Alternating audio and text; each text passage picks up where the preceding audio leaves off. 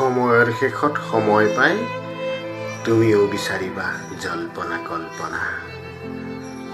আবৃত্তি কৰিব লোৱা কবিতাৰ শিৰোনামত ডাৱৰৰ আকাশ।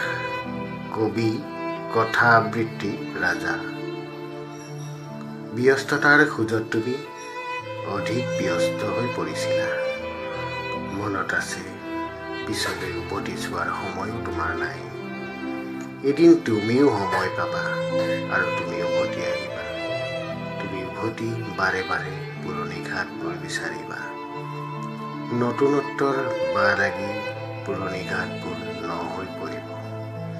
তোমাৰ আকৌ মনত পৰিব ঘাটবোৰত লিখা থকা লেবেলবোৰৰ সেই ঠিকনাবোৰ সলনি হৈ নতুন ফালে গতি কৰা, আৰু তোমাৰ মনত পৰিব পুৰণা ঠিকনা হেৰুওৱা। তুমি ব্যৰ্থতাৰে যাকে তাকে তুমি সুধি ফুৰিবা। তোমাৰ উত্তৰ দিবলৈ তুমি কাকোৱেই নাপাবা। সকলোৱে মাথো ক'ব, ইয়াত এখন নদী আছিল, এতিয়া নাই। ঠিকনা সলনি হ'ল, ডাকঘৰটো ইয়াৰ পৰা উঠি গ'ল।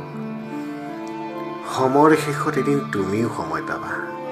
হিচাপ কৰিবা জল্পনা কল্পনাৰ অধিক বোজা। আজি তোমাৰ উভতি চোৱাৰ সময় নাই, আৰু ঘূৰি অহাৰ পিছত তুমি বিচৰা ঠিকনা নাই। এৰা, এইটো জীৱন, এই মানুহৰ মন। তুমি বিচাৰি নাপালে তুমি উচপি উঠিবা। বালিচৰত তুমি বাগৰি নিজকে লুতুৰি পুতুৰি কৰিবা। কিন্তু কি হ'ব, তুমি হেৰুৱা ঠিকনা ঘূৰি নাহে। তুমি উভতি যাবা, ঠিকনাৰ পৰা আঁতৰি তুমি আকৌ উভতি যাবা। সেই শেষ সমিধান তোমাক কৈ থলোঁ।